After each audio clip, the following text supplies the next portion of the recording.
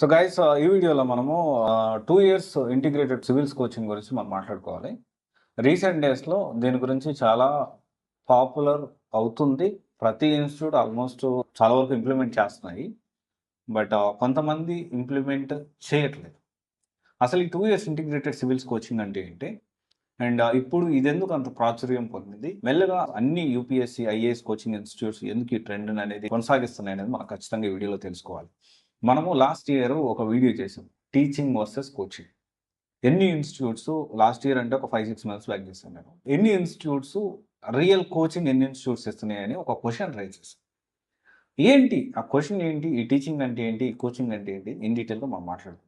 సడెన్‌గా ఏంటి అంటే చాలా వరకు 9-10 మంత్స్ అని చెప్పిన తర్వాత కొంతమంది 12 మంత్స్ కూడా చెప్తా ఉంటారు. అండ్ 10 మంత్స్, 11 మంత్స్ అట్లా చెప్తా ఉంటారు.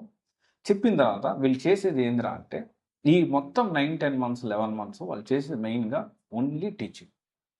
ఎలా అంటే రోజుకి 3 గంటల క్లాస్ ఉంటుంది. 3 గంటల నుంచి 4 గంటల క్లాస్ ఉంటుంది. లేకపోతే కొన్ని ఇన్‌స్టిట్యూట్స్ 5 అవర్స్ క్లాసెస్ పెడతారు. పెట్టిన తర్వాత ఏదైతే ఈ క్లాసెస్ జరిగిన తర్వాత ఇదంతా కూడా టీచింగ్ కిందకొస్తది. రియల్ కోచింగ్ ఎప్పుడు మొదలవుతదంటే, ఈ మొత్తం సిలబస్ అయిపోయిన తర్వాత ప్రిలిమ్స్‌కి సన్నద్ధమయ్యే టైంలో ప్రిలిమ్స్‌కి కానీ, మెయిన్స్‌కి కానీ ఇప్పుడు కోచింగ్ అనేది మొదలవుతుంది. టీచింగ్ అంటే మనకి ఉన్న సబ్జెక్ట్‌ని ఈ యూపీఎస్సీ సిలబస్‌ని కంటిన్యూ చేయడం.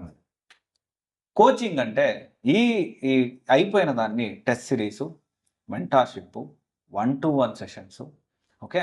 ఒకవేళ లో ఫీల్ అవుతుంటే వాళ్ళకి మోటివేషను, ఓకే. ఇవన్నీ కూడా coaching test series, okay. And కొంతమంది ఈ క్విక్ రివిజన్ ప్రోగ్రామ్ అని, ర్యాపిడ్ రివిజన్ ప్రోగ్రామ్ అని చాలా చేస్తా ఉంటారు. సో, ఇవన్నీ అంటే ఫిలిమ్స్ పాయింట్ ఆఫ్ వ్యూలో ఎగ్జామ్‌కెళ్ళే ముందు ఈ విధంగా రివిజన్ ఇదంతా చేస్తా ఉంటారు. ఇవన్నీ గూడా ఏంటి అంటే కోచింగ్ కిందకొస్తాయి.